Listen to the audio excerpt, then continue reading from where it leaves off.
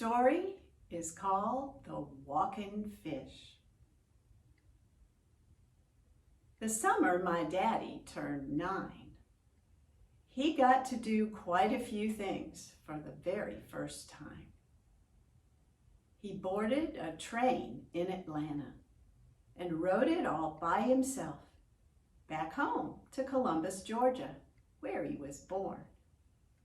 Now, he and his family had moved to Atlanta when he was 4, and they went back home every summer to visit Grandpa and the rest of the family.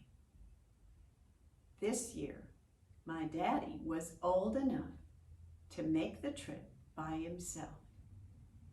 My daddy loved to visit Grandpa because Grandpa was a fisherman.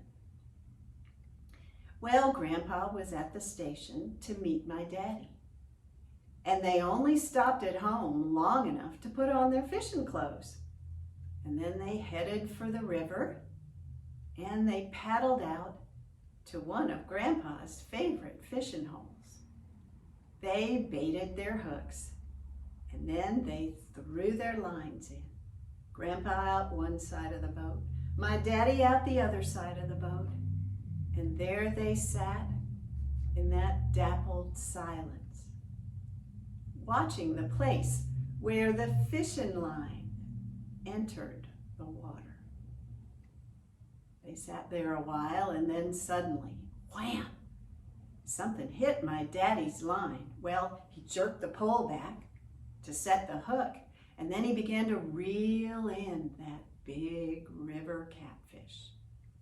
When he got it close enough to the boat, Grandpa grabbed the bailing bucket and scooped a little water from the river in it, and then caught the fish in the bucket and helped my daddy bring the fish onto the boat.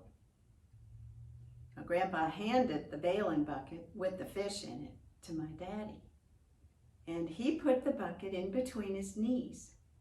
And now he held the fish with one hand, and with the other hand carefully began to work the hook out of the fish's mouth.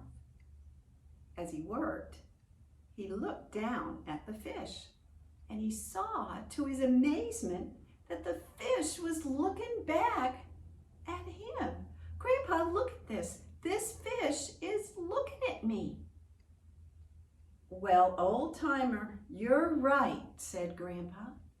That fish looks smart. I wonder. He reminds me of another fish a couple of years back.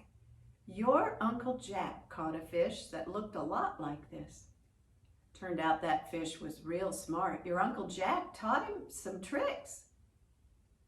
Maybe this fish and your Uncle Jack's fish are related. Maybe we could teach this fish some tricks. What do you say, old timer? You want to try to teach this fish? Well, what would you have said? Oh, yes, sir, please, said my daddy. So they paddled back to shore and hurried back to the house.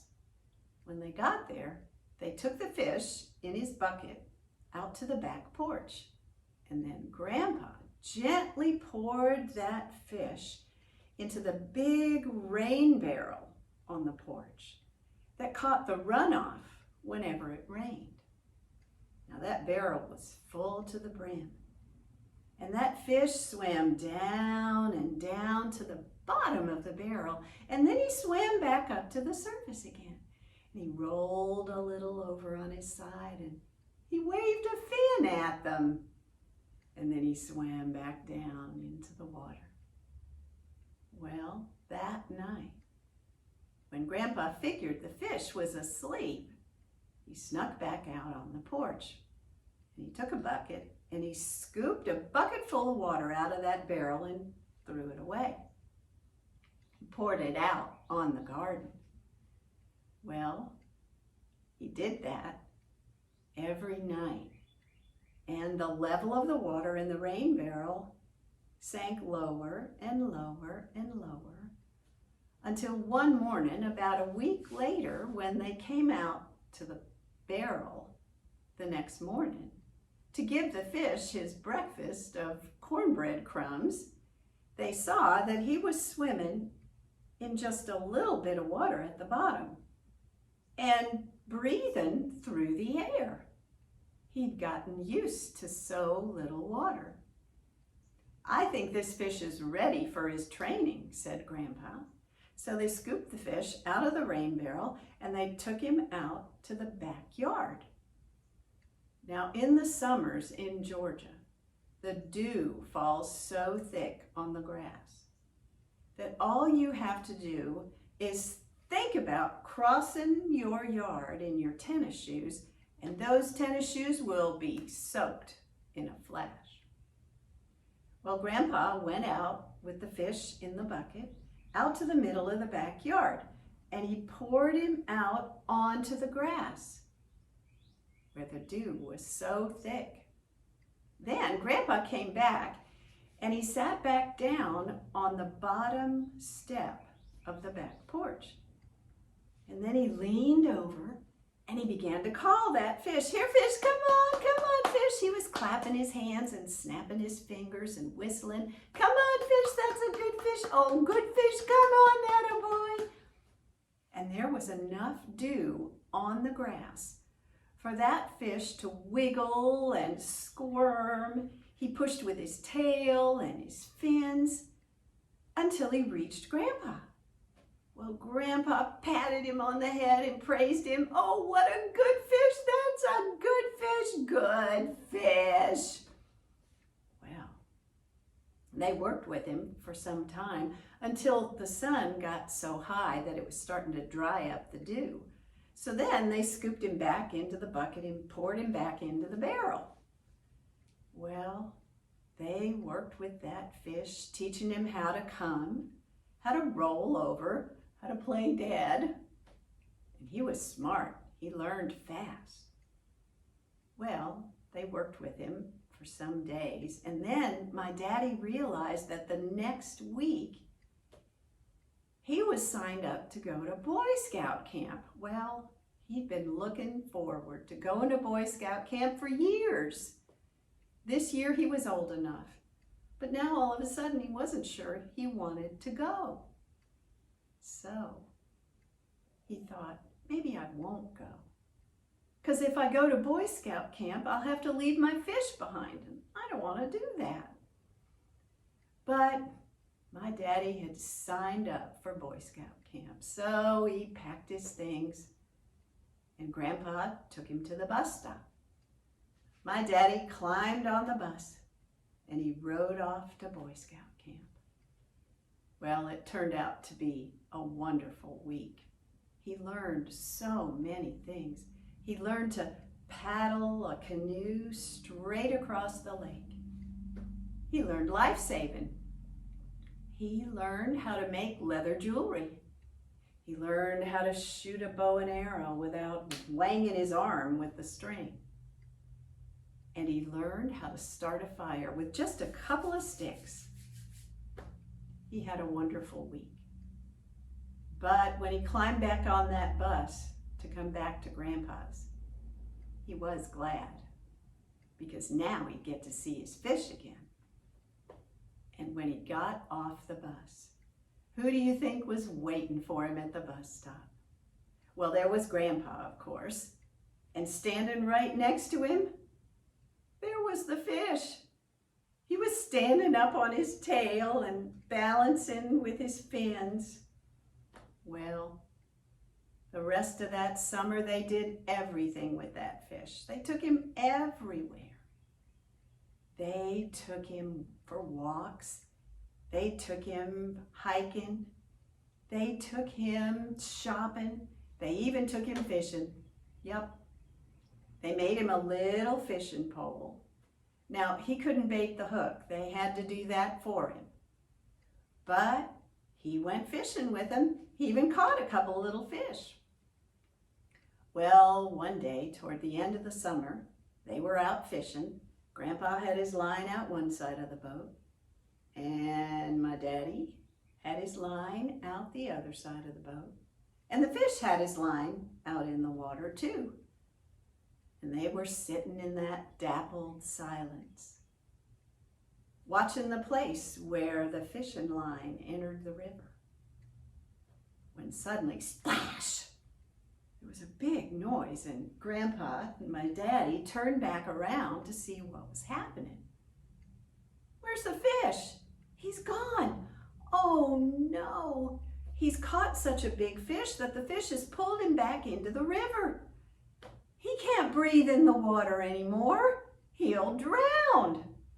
Well, my daddy knew what to do. He pulled off his tennis shoes and he dove into the river to save his fish. He swam down and down until he could hook his elbow up under the fish's chin and tow him up to the surface. Then he tossed him back into the boat and scrambled in after it. Well, there lay the fish in the bottom of the boat. He was so still. He wasn't breathing. He was turning blue.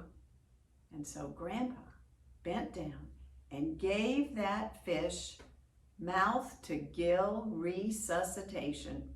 Brought him back to life. That fish began to cough and splutter. He spit up a good bit of river water, but he began to breathe again and he got his color back. Well, my daddy and Grandpa were glad that he was alive, but Grandpa was upset. "Oh, old timer, we have done a terrible thing. We have changed this fish. We have tampered with Mother Nature. We have taught him how to breathe through the air, and he nearly died. We've got to change him back so that we can put him back in the river. That's where he belongs." So they paddled back to shore and hurried back to the house, and they poured the fish back into the rain barrel. That night, after Grandpa figured the fish was asleep, he poured a bucket full of well water into the barrel. And he did that every night. And the level of the water in the barrel rose higher and higher and higher until the barrel was full. And that fish was swimming in the water and breathing through the water. Well, the next morning, after about a week, they came to give the fish his breakfast of cornbread crumbs, and Grandpa said, "I think it's time to put this fish back." And so they decided they'd have one last big day on the river. The summer was almost over. The next week, my daddy was going to have to go back to Atlanta and start the 4th grade. So they packed a big fancy picnic, peanut butter and honey sandwiches, sweet pickles, watermelon, ice cream. And they spent the day floating in the dapple shade of the river and watching the clouds scud by. As the sun sank behind the trees, my daddy said, "Grandpa, I think it's time." "Yep, old timer, it's time." So my daddy took the fish in his bucket. "Fish, I love you. I'll never forget you. But now it's time for you to go home." And my daddy leaned over the side of the boat and gently poured that fish back into the river. Well, he swam down and disappeared. But then he swam back up to the surface, and he rolled over a little on one side and waved a fin at them. And then he swam down deep again and disappeared. Well, my daddy said he never saw that fish again, but he thought about him all the time. He knew that river catfish live a long time. And my daddy told me that he always hoped that wherever he was, thinking about that fish, that somewhere out there on the river, that fish was still thinking about him. And that's the story of the Walkin Fish.